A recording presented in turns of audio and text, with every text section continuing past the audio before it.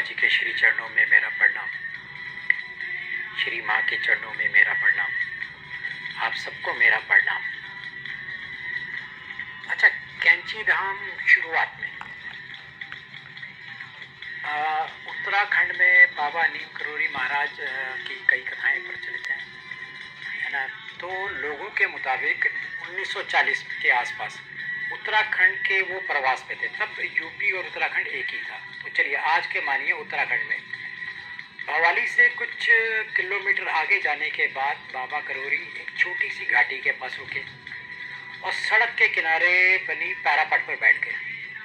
सामने पहाड़ी पर दिखाई दिए एक आदमी को उन्होंने आवाज दी, पूरन, ओ पूरन, पूरन यहाँ आओ। पूरन नीचे आया और कंबल लिपटे अजनबी से अपना नाम सुनकर अचंभित रह गया। अजनबी व्यक्ति ने मुस्कुराते हुए कहा, अचरज मत करो, मैं तुम्हें पिछले कई जन्मों से जानता हूँ। मेरा नाम नीम करोरी है, मुझे भूख लगी है, हमारे भोजन की व्यवस्था कर। अब पूरन जी ने घर जाके अपनी माँ को बताया कि नीचे पैरापट पर बाबा नीम करोरी बैठे हैं और भोजन मांग रहे हैं। घर में दाल रोटी बनी थी, पूरन की माँ ने वही परोस दी। बाबा ने भोजन के बाद पूरन से गांव के 2-3 लोगों को बुलाकर लाने को कहा। बाबा उन सबको लेके नदी के पार जंगल में गए और उन्होंने एक जगह खोदने को कहा। बाबा ने कहा, पत्थर को खोदो, यहाँ गुफा है, गुफा में धुनी है। अजरज में पड़े लोगों ने जब उस जगह को खोदा तो ऐसा लगा जैसे उस गुफा में धुनी किसी ने अभी अभी ही लगाई हो।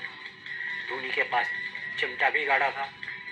पूरन और गांव वाले हैरान थे कि उन्होंने अपना ये पूरा जीवन यहाँ पे गुजार दिया और किसी को इस गुफा के बारे में पता भी नहीं चला। पत्थरों के नीचे गुफा, धुनी और चिमटा, हवन कुंड की जानकारी किसी साधारण व्यक्ति को तो हो नहीं सकती। कंबल लिपटे ये कोई आम इंसान नहीं है। लोग यही सोच रहे थे कि बाबा बोल पड़े कि हमारे पास कोई चमत्कार नहीं है, चलो अब यहाँ पे हनुमान बैठेगा। बाबा ने नदी से पानी मंगवाया और स्थान का शुद्धिकरण किया, साथ ही वो कुटिया नुमा जगह बना ली। कुछ दिनों के बाद बाबा ने पूरन को बताया कि ये सोमवारी बाबा की तपस्थली है, इसका पुनरुद्धार करना है। यही कुटिया आज कैंची धाम के रूप में विख्यात है। जय हो राम राम, जय हो बाबा जी की जय हो। तो बाबा जी की लीलाएं कैंची धाम में तो वहाँ से शुरू हुई।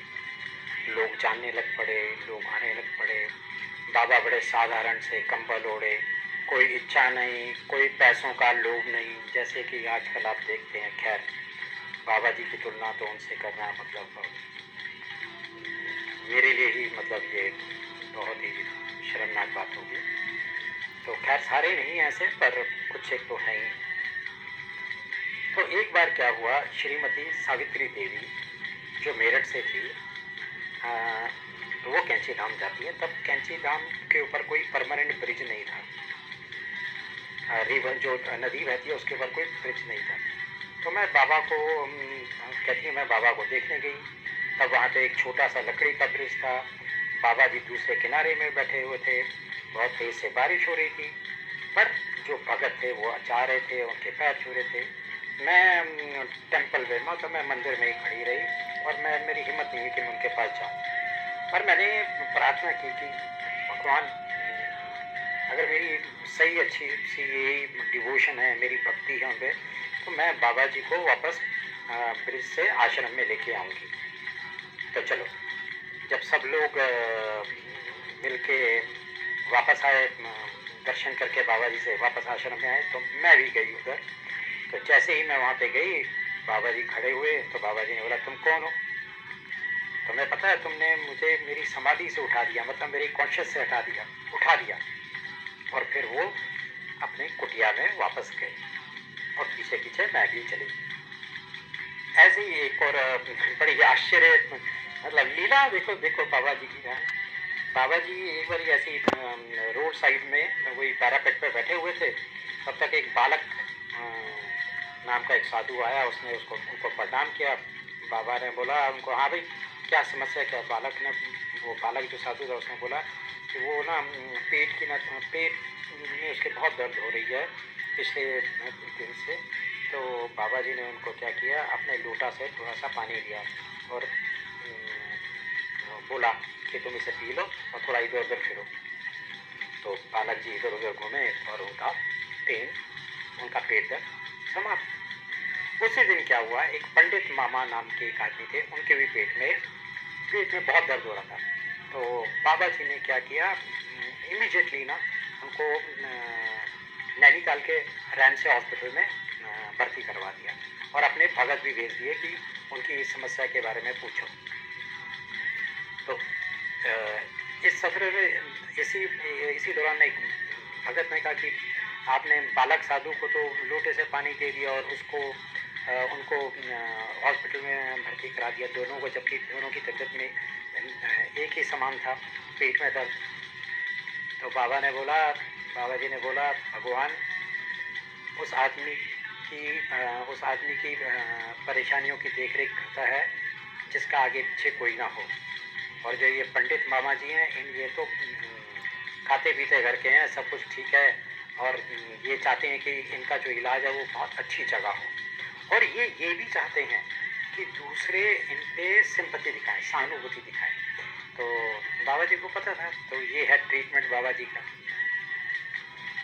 हरिशंकर माथुर जी जो बाबा जी के भगत थे और पुलिस में थे, DIG रैंक पे, डिप्टी इंस्पेक्टर जनरल थे। तो एक बार क्या होता है कि वहाँ पे Uttarakhand government promotion inspector general की पोस्ट के लिए कंसिडर कर रही होती है। तो ये माथुर जी महाराज के पास आए थे। तो जैसे ही महाराज के पास आते हैं, महाराज जी उसको बोलते हैं, क्या भाई तुमने अभी तक IG का चार्ज क्यों नहीं लिया, इंस्पेक्टर जनरल का चार्ज क्यों नहीं लिया? तो माथुर ने जी बोला, जी मैं तो बहुत जूनियर हूँ, है ना, तभी तो मेरे से बहुत लोग सीनियर हैं। महाराज जी ने कहा, नो, ना, जाओ IG का चार्ज लो। और उसी रात को माथुर जी को एक गवर्नमेंट की तरफ से पत्र मिला जिसमें लिखा था कि उन्हें इंस्पेक्टर ऑफ जनरल अपॉइंट किया जा रहा है। तो ये है बाबा जी को सब पता है। जय हो बाबा नीम करोली महाराज की जय हो। और ये जो आगे वाली है ना, ये जो चमत्कारी जो चीज़ है, ये बड़ी कमाल की है, सुनने वाली है। एक इफ्तिकार हुसैन जी थे, बाबा जी के भगत थे। तो वो कैंची धाम जा रहे थे, तो उन्होंने बाबा जी को देने के लिए कुछ ना ये आम खरीदे। तो उनमें से आम एक आम पर्टिकुलर कुछ सेब का था। तो उसके उनके दिमाग में आ गया कि मैं बाबा जी को तब मानूंगा, ये बहुत बड़े वो हैं, भगवान टाइप के हैं, जब ये वाला जो आम है ये मुझे वो प्रसाद के रूप में वापस दे दें। अच्छा, उनको ये भी पता था कि बाबा जो भी आते हैं तो बाबा जी उनको पूरी भाजी खिलाते हैं। और तो उनको ये आइडिया आया कि यार क्या मैं बाबा जी के पास जाऊँ तो बाबा जी मुझे गरम गरम हलवा दे देंगे। चलो जी। अच्छा, हुसैन जी इससे पहले आश्रम में पहुँचते बाबा जी ने किसी को बोल दिया, अपने किसी भक्त को बोल दिया, जाओ हलवा बनवाओ।